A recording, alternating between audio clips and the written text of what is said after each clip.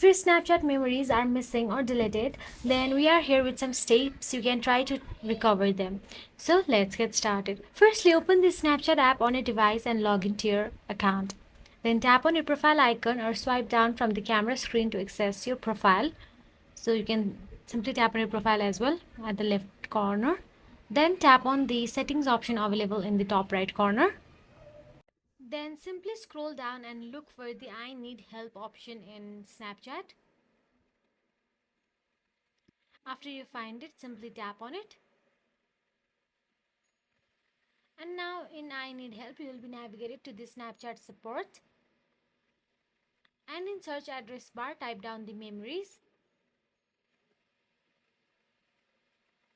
And look for the my memories are deleted or hidden option available there.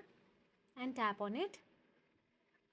And Snapchat will provide you a long list of how you can take it back. But in order to prevent this, go back to the settings again and tap on the memories option available there. Now, once you tap on the memories, Snapchat allows you to recover memories that have been deleted by the backup option available there.